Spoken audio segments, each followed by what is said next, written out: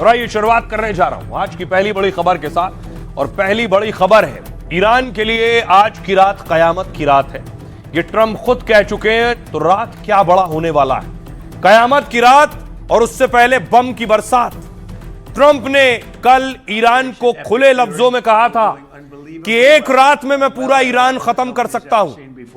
Iran, while participating in Operation Epic Fury, where we're doing unbelievably well, well at a level that nobody's ever seen before. The entire country can be taken out in one night, and that night might be tomorrow night. The entire country can be taken out in one night, and that night might be tomorrow night. We're giving them till tomorrow, 8 o'clock Eastern Time, and after that, they're going to have no bridges, they're going to have no power plants. Stone Ages, yeah. Stone Ages. Iran, Trump कह रहे हैं Iran को आज वो पाषाण युग में पहुंचा देंगे, स्टोन एज में। और ये अमेरिकी फाइटर आप देख रहे हैं, अमेरिकी फाइटर की हलचल शुरू हो गई है जो वॉरशिप पर तैनात है।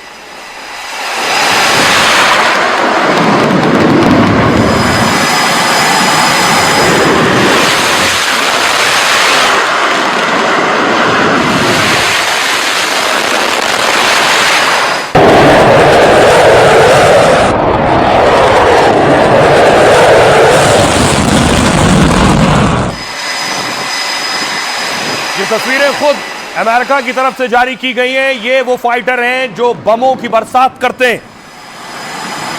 अमेरिका अपने फाइटर दिखा रहा है तो ईरान अपनी मिसाइल दिखा रहा है कि उसके पास अभी वो मिसाइलें हैं जिनसे वो हमला कर सकता है और भीषण अटैक कर सकता है। ईरान कह रहा है अगर हमारे पावर सेंटर्स पर अटैक हुआ तो हमारे हमलों की सीमाएं नहीं रहेंगी, फिर हम कहीं भी हमला करेंगे।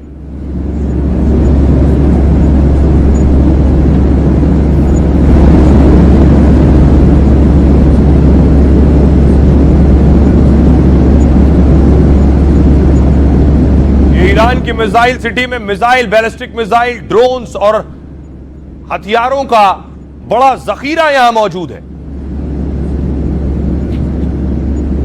और ट्रंप के बयानों के बाद देखिए क्या किया है। ट्रंप की तस्वीर हिटलर से मिला दी है ईरान ने। हिटलर वाली मूछें लगाकर ट्रंप को के फेस को मिसाइल पर चिपकाकर और फिर दागी मिसाइल।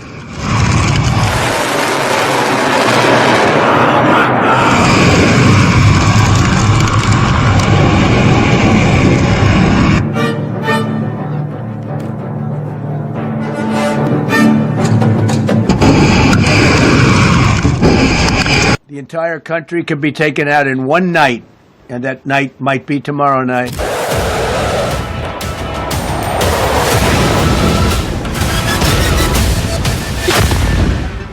सबसे बड़ी धमकी के बाद क्या ट्रंप सबसे बड़ा धमाका करने वाले हैं? क्या आज की रात ईरान के लिए कयामत की रात होगी? क्या वो सच में ईरान को पाषाण युग में भेज देंगे? ट्रंप ने आज रात ईरान की सभ्यता खत्म करने की धमकी दी है तो पूरी दुनिया और ईरान में हड़कंप मचा है। हर जगह यही बात हो रही है कि ट्रंप इस बार कौन से हथियार चलाएंगे और कैसे ईरान पर कहर बरपाएंगे। ट्रंप ने बर्बाद करने का ट्रेलर भी दिखा दिया है।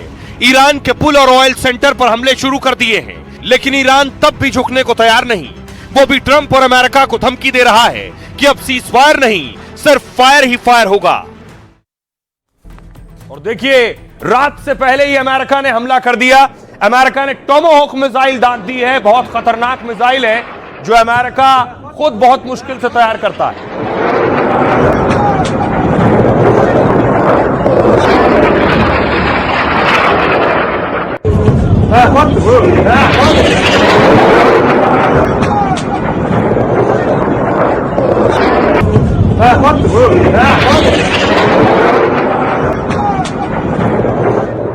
और ऐसे ही यूएस अटैक खार्क पर हुआ है। खार्क जहां सबसे ज्यादा तेल ईरान का है, 90% तेल ईरान का इस खार्क पर है। उस पर अमेरिका ने दावा है लगभग 50 हमले किए हैं।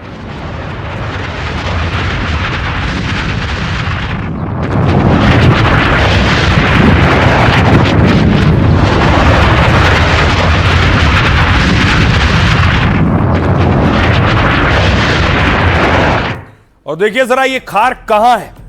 ये आप मैप देख रहे हैं, ये हॉर्मुज स्ट्रेट है जहां से तेल आता जाता है, जो रास्ता रोक रखा है। ईरान से लगभग 25 से 30 किलोमीटर की दूरी पर खार्क द्वीप है।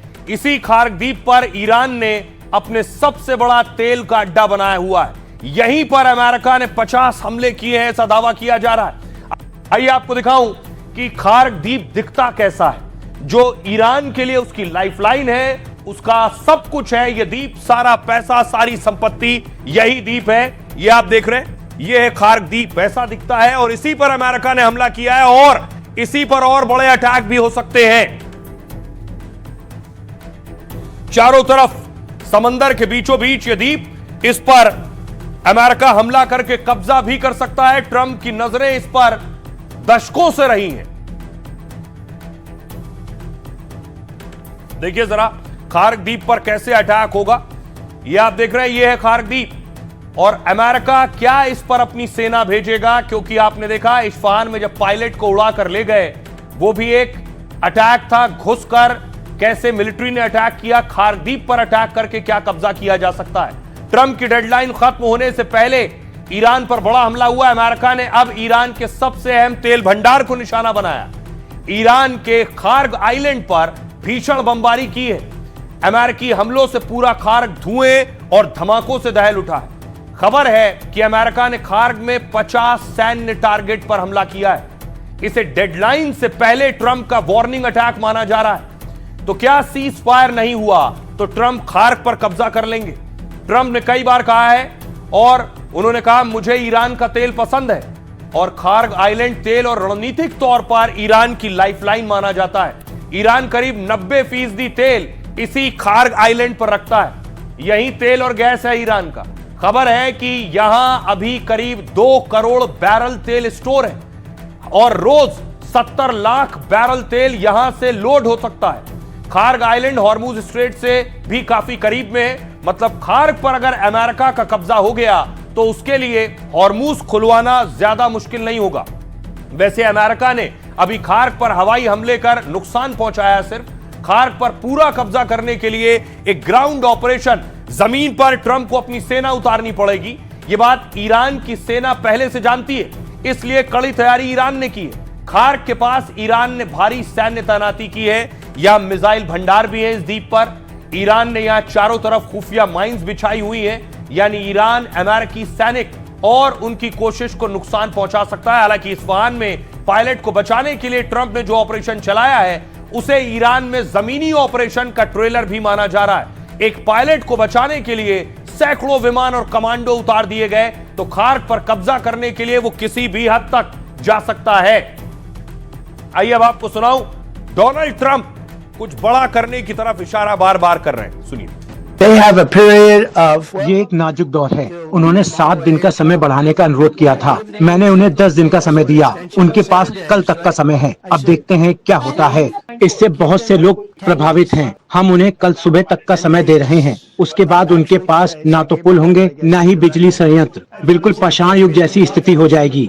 लेकिन हम उनसे निपट रहे हैं। मुझे लगता है कि सब ठीक चल रहा है, लेकिन देखना होगा और आपको भी समझना होगा। हम इन लोगों से 47 सालों से निपट रहे हैं। मैं यहाँ 1 महीने पहले की तुलना में कहीं अधिक शक्तिशाली ईरान के सामने खड़ा हूँ, लेकिन अब ऐसा नहीं है। अब वो पूरी तरह कमजोर हो चुके हैं। because it affects them also. Trump ने स्टेट ऑफ हार्मुज को लेकर जिस अभद्र भाषा का इस्तेमाल किया, हम वैसी चुनौतियों का सामना 48 घंटों से नहीं बल्कि 48 सालों से कर रहे हैं। हम पाषाण युग में भी सभ्यता और गरिमा की बात करते थे। शक्ति और सत्ता के अहंकार के सामने हम मजबूती के साथ खड़े हैं। अपनी जड़ों और मर्यादा को याद रखना हमारी सबसे बड़ी कूटनीतिक जीत है। अमेरिका ने खार्क द्वीप पर अटैक किया तो इजराइल ने देखिए ईरान में ब्रिज पर अटैक किया है।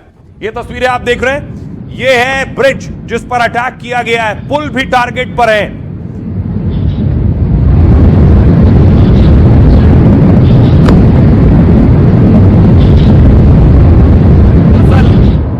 ये एक रेलवे ब्रिज है और ये रेलवे ब्रिज केशम में है।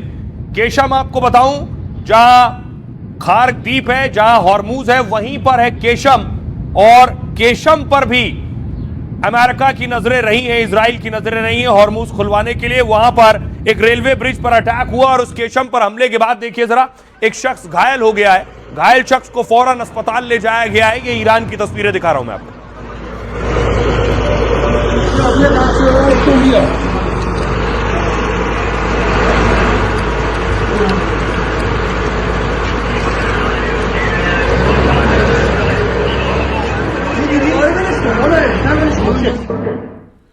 और उसके बाद न सिर्फ एक जगह, एक और ब्रिज पर अटैक किया और पूरा ब्रिज तबाह कर दिया है इजरायली हमले में। ये तस्वीर देख रहे हैं, ये दूसरा ब्रिज है जो बीच से आपको नजर आ रहा है, पूरी तरह से ध्वस्त हो गया है।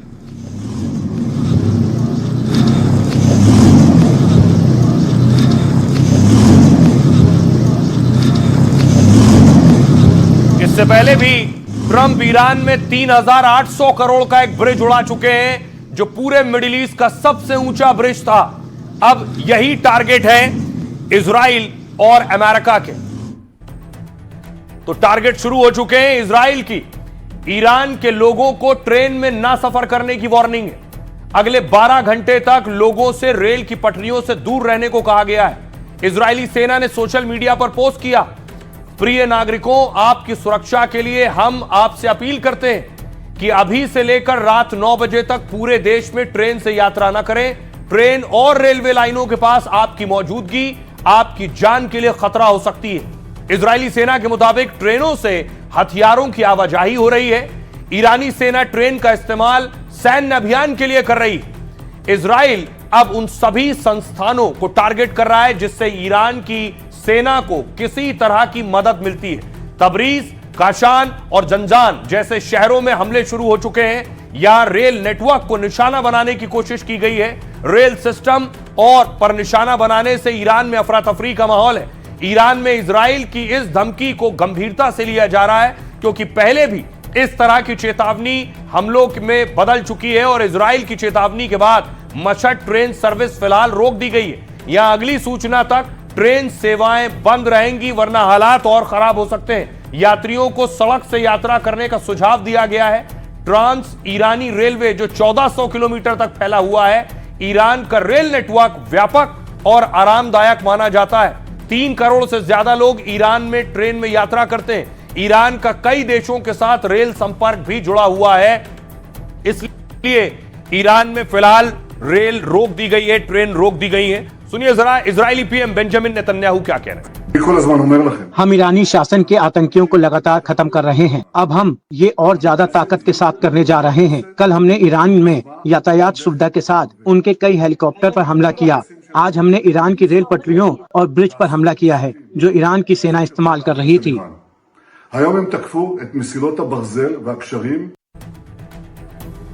लेकिन इस बीच ट्रंप ने बहुत बड़ी बात कह दी, जो शायद ही आज तक किसी राष्ट्राध्यक्ष ने ऐसी बात की हो। ट्रंप कह रहे हैं वो पूरे ईरान को तबाह करने जा रहे हैं। ट्रंप ने देखिए ट्वीट किया और ऊपर लिखा है, a whole civilization will die tonight, यानी आज पूरी ईरानी सभ्यता मर जाएगी, खत्म हो जाएगी। बड़ी बात ट्रंप कह रहे हैं और कभी उन्हें वापस नहीं लाया जा सकेगा। पूरी ईरानी सभ्यता को खत्म करने की बात के मायने क्या है? बड़ी बात यह है आखिर कौन सा और कैसा अटैक करने जा रहा है अमेरिका। ईरान का नामो निशान मिटा देंगे, ट्रंप ये कह रहे हैं। ट्रंप ने ईरान को एक रात में तबाह करने की धमकी दी। आज रात इतिहास के बड़े पलों में से एक होगा। सोशल मीडिया पोस्ट में ट्रंप ने ईरान को बड़ी धमकी दी है।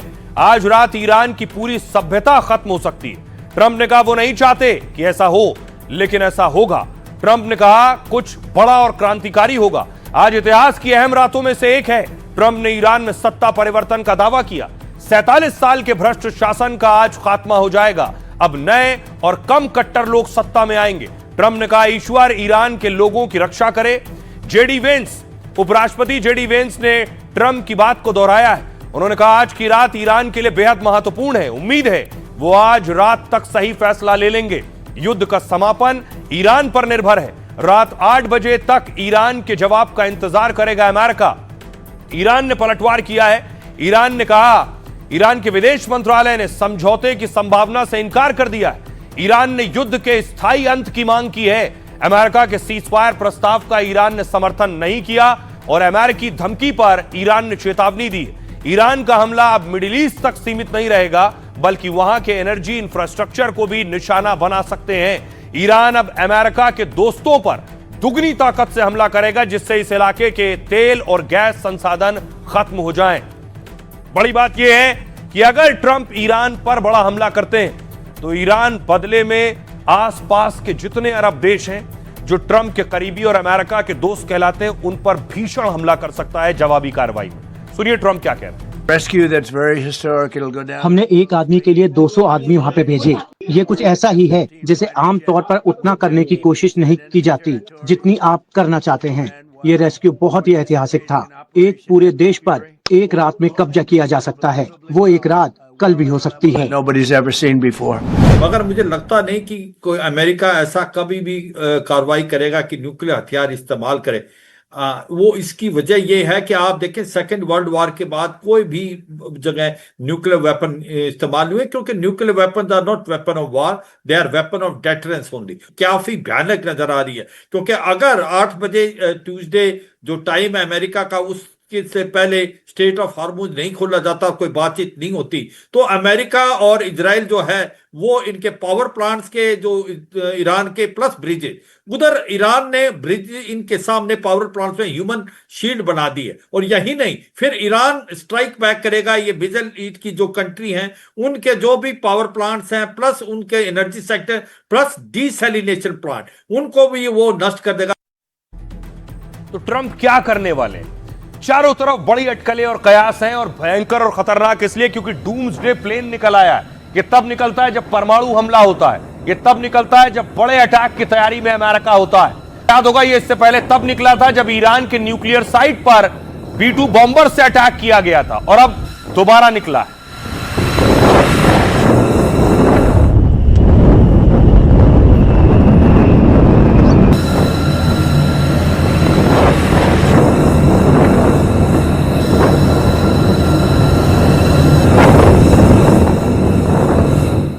और आइए आपको बताऊं, आपने देखा डूम्सडे, ये है डूम्सडे, लंबा चौड़ा लहीम शहीम। ट्रंप के अल्टीमेटम देते ही अमेरिका में ये डूम्सडे प्लेन उड़ने लगा। अमेरिका के आसमान में डूम्सडे दिखा तो ईरान तक चर्चा होने लगी। अमेरिका का बोइंग E-4B यानी डूम्सडे विमान इमरजेंसी के लिए बना है। आपातकाल या परमाणु युद्ध जैसे हालात में डूम्सडे प्लेन उतरता है।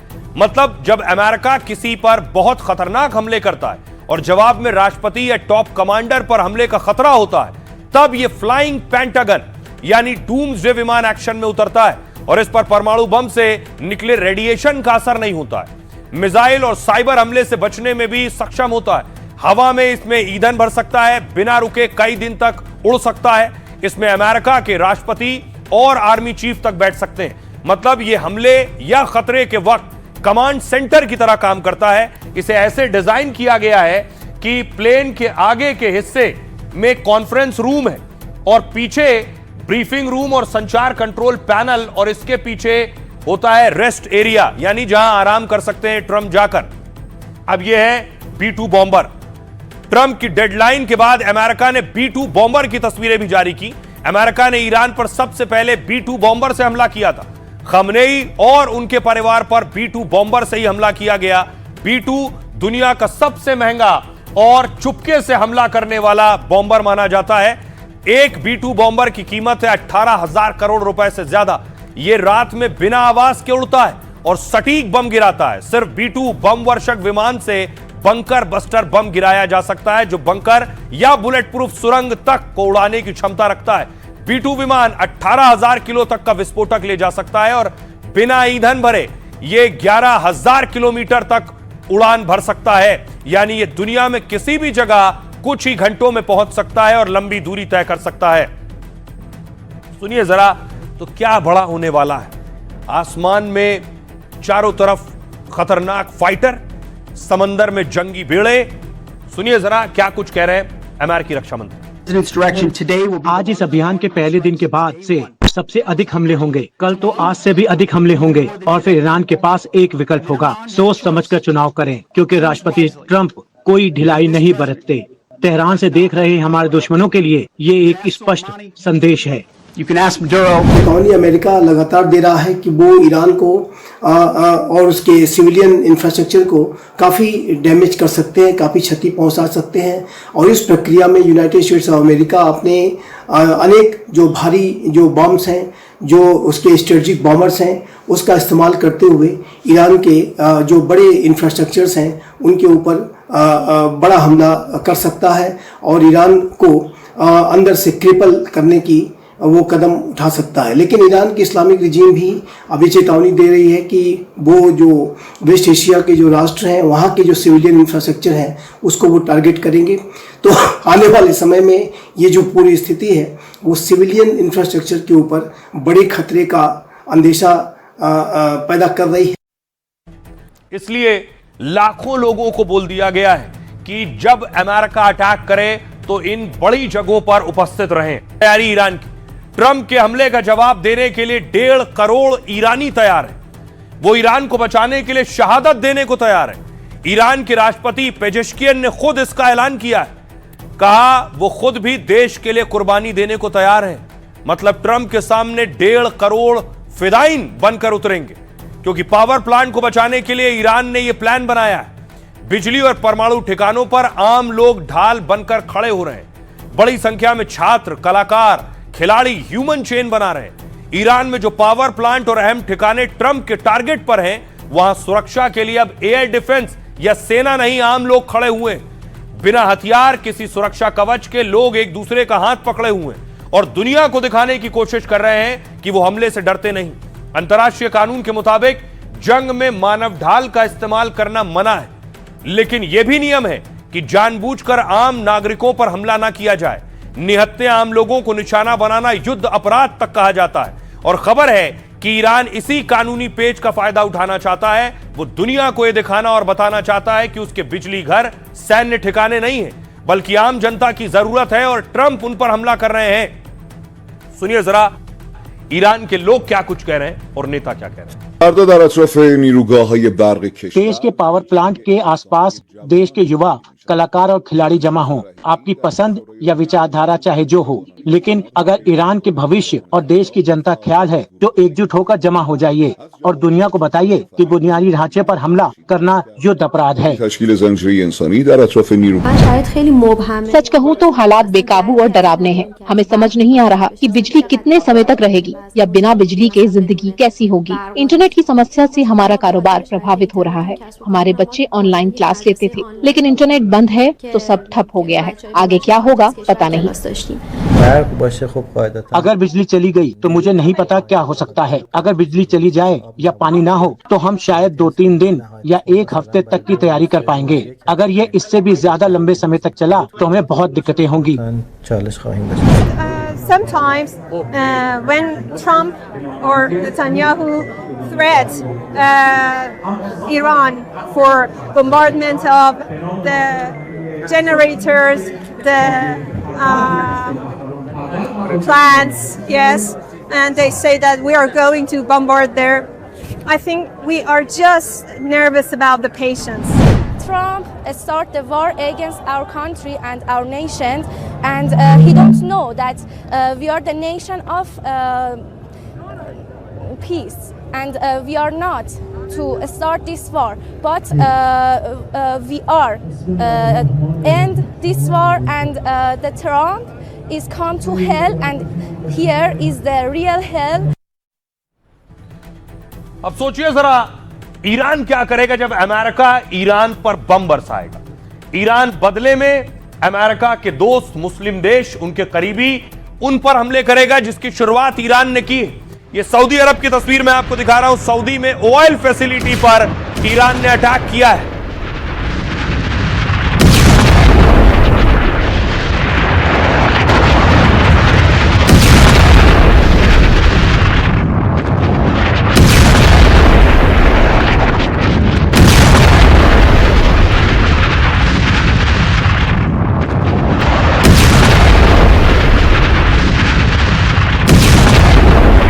पास अमेरिका से बदला लेने का सिर्फ यही तरीका होगा, और ईरान कह रहा है हम अब मारेंगे तो फिर कहीं भी मारेंगे। ये सोच समझ कर नहीं मारेंगे कि कहां नहीं मारना है। अगर अमेरिका ने उनके प्लांट्स पर अटैक किया है, ईरान ने इराक पर अटैक किया है, यहां बताया जाता है, ईरान का दावा है कि CIA से जुड़े हुए लोग यहां मौजूद थे इराक में जहां यह हमला हुआ।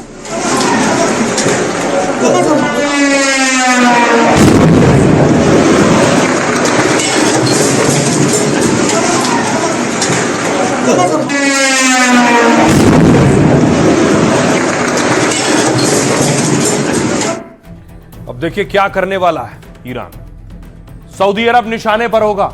ईरान ने सऊदी अरब पर जोरदार हमला किया है। इंडस्ट्रियल सिटी अल जुबैल पर ड्रोन अटैक किया है। धमाके से पूरे शहर में आग की ऊंची ऊंची लपटें दिखाई दी। सऊदी अरब के एयर डिफेंस ने 7 मिसाइलें हवा में मार दी।